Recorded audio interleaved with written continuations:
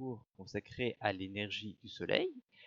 Nous allons voir ici un autre équilibre thermique qui n'est pas l'équilibre de celui de la Terre, qui est celui du corps humain, qui fonctionne selon le même principe. Donc c'est pour ça que nous voyons en même temps, un petit peu après, mais ça n'a pas directement de rapport avec l'énergie du soleil, même si nous le verrons que notre corps fonctionne quand même avec l'énergie du soleil. Un corps humain a la capacité d'être thermorégulé, c'est-à-dire que la température va fluctuer très peu. Elle est autour de 37 degrés. Alors, ça peut aller, si on est vers 36 degrés, si la personne est un petit peu faible, jusqu'à 40 degrés, s'il y a beaucoup de température. Vous voyez que la variation est très faible. Cette variation de température qui est très faible est due au fait que le corps est capable de gérer sa température, et il gère sa température en faisant en sorte que le flux d'énergie qui rentre dans le corps corresponde au flux d'énergie qui sort dans le corps. On avait parlé de puissance, souvenez-vous, hein, et ben, c'est que la puissance thermique sortant du corps est équivalent à la puissance thermique rentrant, et donc vous avez une égalité et un équilibre, et la température est régulée autour de 37 degrés ainsi. Donc la température du corps humain reste stable autour de 37 degrés Celsius. Ça signifie que la puissance thermique libérée par le corps humain est compensée par une puissance équivalente reçue par l'organisme. Alors d'où vient cette puissance thermique libérée, perdue par le corps?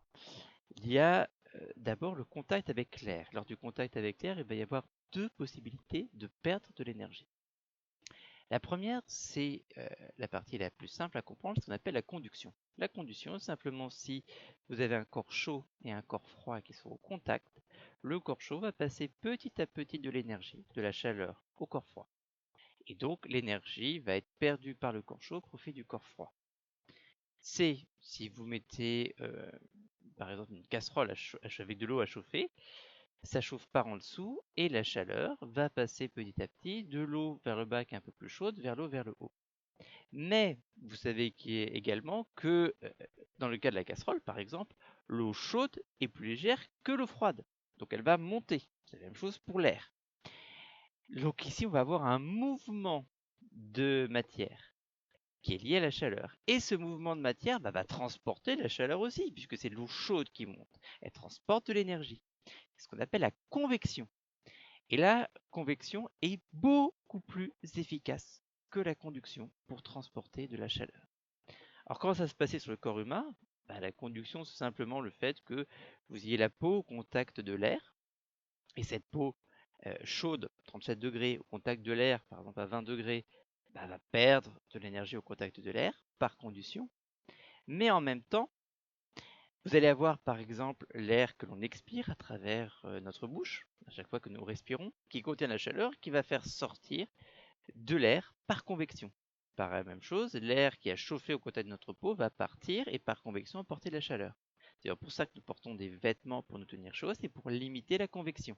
La convection étant beaucoup plus efficace que la conduction, à travers les vêtements, nous continuons à perdre de la chaleur par conduction, mais nous n'en perdons plus par convection, et du coup nous avons beaucoup moins froid. Autre moyen de perdre de l'énergie thermique, ça va être la transpiration et l'évaporation. À chaque fois que de l'eau s'évapore, qu'un corps s'évapore, il prend excusez-moi. À chaque fois qu'un corps s'évapore, il prend de la chaleur autour de lui pour changer d'état et pour devenir gazeux. L'eau sur notre corps fait cela. C'est ce qui fait que si vous avez de l'eau sur vous et que vous ne vous séchez pas, au bout d'un moment, vous allez ressentir froid. Pourquoi? Parce que cette eau va s'évaporer. En s'évaporant, elle va prendre votre chaleur. Donc elle va prendre de l'énergie. La transpiration est un moyen de mettre de l'eau à l'extérieur qui va s'évaporer et en s'évaporant, prendre de la chaleur. C'est pour ça que lorsque nous avons chaud, nous transpirons. C'est un moyen de réguler la température par évaporation.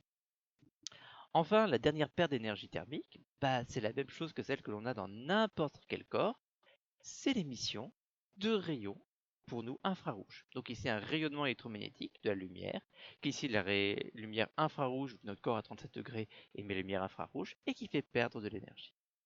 Nous avons donc, globalement, 4 moyens de perdre de l'énergie: la conduction thermique, la convection thermique, l'évaporation et le rayonnement infrarouge. Et en moyenne, la puissance thermique libérée par le corps humain est autour de 100 watts. Bon, Ça, c'est l'énergie que nous perdons. Mais comme je l'ai dit, la température est stable, donc cette énergie que nous perdons est compensée par l'énergie que nous gagnons, d'une manière ou d'une autre. Et cette énergie que nous gagnons, c'est d'une part lié au soleil. Nous recevons un petit peu de l'énergie du soleil par la lumière, ça arrive sur nous, et notamment ce qui peut faire chauffer. En été, par exemple, vous allez ressentir le soleil qui chauffe votre peau. Mais ça reste quand même quelque chose de plutôt rare par rapport à l'autre source d'énergie, qui est la source d'énergie la plus importante, qui est la nourriture. Nous prenons l'énergie des aliments et nous allons pouvoir obtenir cette énergie en détruisant ces aliments. Comment? On a vu ça précédemment dans le cours, de la même manière que toutes les cellules font pour obtenir de l'énergie, en détruisant le glucose et des composants qui ressemblent au glucose, la matière organique, par respiration ou par fermentation. Nos cellules font la respiration et elles font la fermentation et ça leur permet d'obtenir de l'énergie à partir de ce que nous mangeons. Or, je vous rappelle, les produits que nous mangeons, par exemple ici ces végétaux, ont tiré leur énergie du soleil, par photosynthèse. Donc ce que nous mangeons et ce que nous obtenons, c'est surtout l'énergie du soleil obtenue par photosynthèse grâce à l'alimentation. Donc la puissance thermique absorbée par le corps est liée à l'oxydation respiratoire des aliments. Oxydation respiratoire, c'est un moyen de parler de respiration et de fermentation en même temps. Les cellules détruisent la matière organique, notamment du glucose, pour libérer l'énergie. Dans cette énergie, il y a une partie qui est dissipée sous forme de chaleur, et cette chaleur va composer la puissance thermique libérée par l'organisme. Autrement dit, nous consommons de la nourriture pour avoir environ 100 watts de puissance thermique qui arrive dans notre organisme. Puisque nous en perdons 100 watts, nous sommes stables, c'est que nous en gagnons 100 watts. Mais en fait, nous mangeons beaucoup plus que l'équivalent de 100 watts. Parce que toute notre énergie ne sert pas uniquement à faire de la chaleur, à augmenter la température. Elle sert à plein de choses. Va servir à chaque fois que nous faisons un effort physique, que l'effort physique soit intense, comme ici un match de rugby, ou qu'il soit faible, l'effort physique reste lié à l'énergie, et cette énergie, nous l'avons en nous nourrissant. À chaque fois que l'on fait un effort, le moindre, c'est de l'énergie prise sur la nourriture que nous utilisons. Autre point, ça va être tout ce qui est les activités cérébrales, qui sont aussi une grosse perte d'énergie. Pour fonctionner, notre cerveau a besoin de beaucoup d'énergie. Plus vous faites fonctionner votre cerveau à travers la mémoire, à travers la réflexion, à travers la rédaction, etc., plus vous avez besoin d'énergie. Vous allez également avoir besoin d'énergie pour grandir.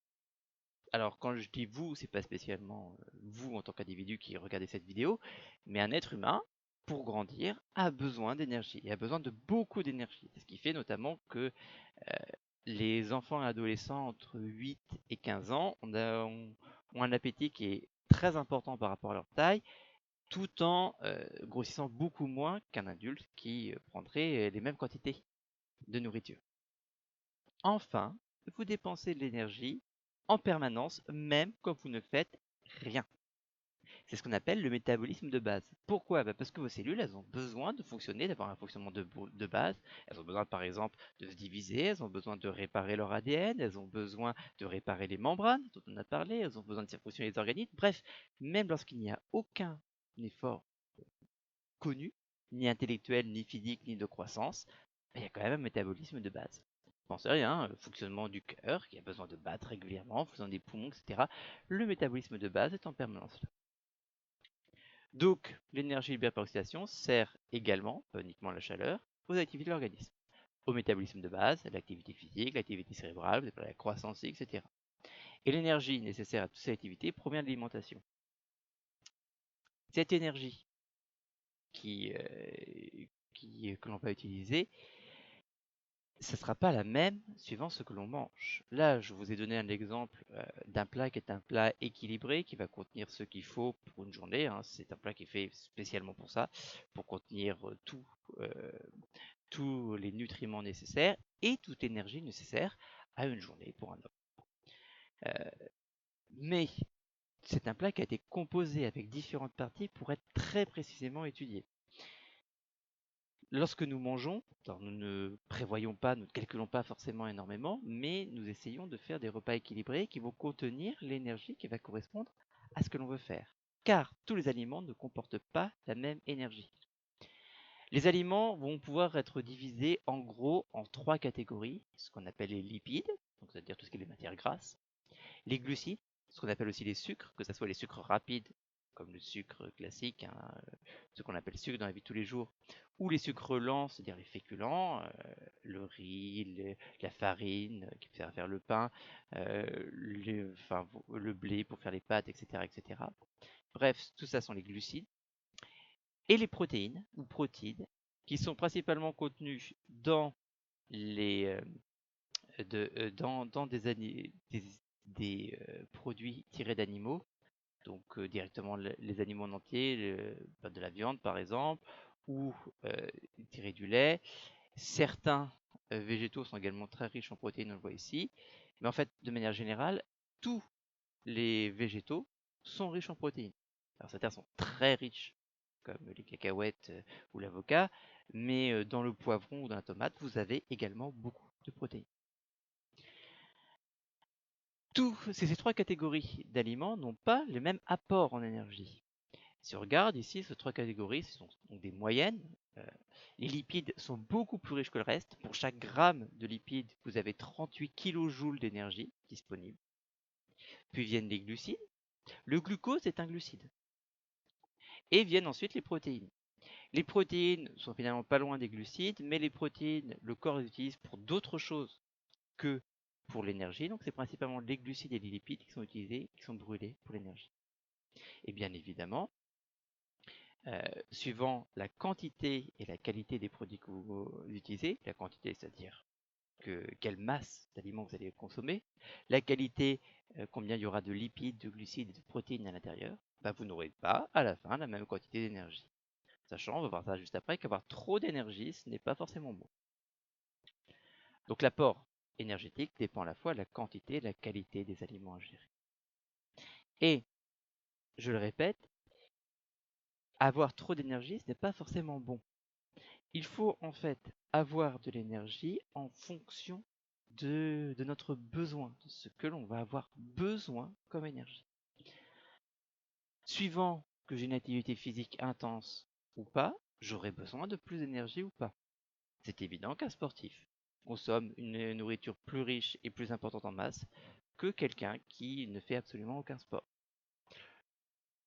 Et suivant également notre type d'alimentation, on aura plus ou moins d'énergie. Si on a un repas qui est équilibré ou un repas...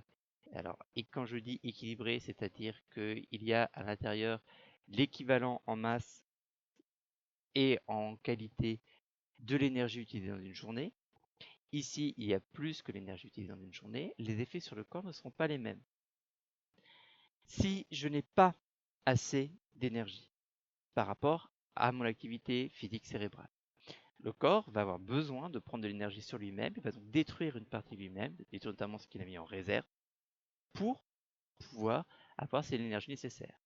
Donc l'organisme va maigrir, ce qui dans certains cas peut être préjudiciable pour la santé. Si j'ai autant d'énergie que ce que je dépense, le corps ne met pas de réserve, ne brûle pas de réserve, il reste stable. Et si je prends plus d'énergie par alimentation que ce que je dépense, le corps va mettre en réserve cette alimentation, surtout sous forme de graisse. Pourquoi sous forme de graisse? Parce qu'on a vu que les lipides, c'est ce qui contenait le plus d'énergie pour une masse donnée. Et du coup, on va avoir la graisse qui va se former un petit peu partout, sachant qu'il y a des endroits dans le corps où la graisse se met un petit peu plus, qui sont en général le ventre, les cuisses, les fesses, chez les femmes, la poitrine, mais on va en avoir un petit peu partout.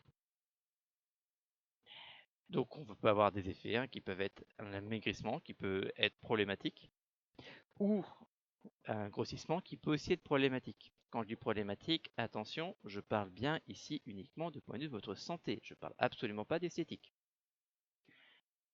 On peut avoir des personnes qui sont en surpoids et des personnes qui sont en poids insuffisant et qui ont des problèmes de santé parfois assez graves. C'est de ça dont je parle. L'équilibre alimentaire est donc atteint lorsque l'apport en énergie alimentaire est égal aux dépenses en énergie, qu'elles soient thermiques, métaboliques, etc.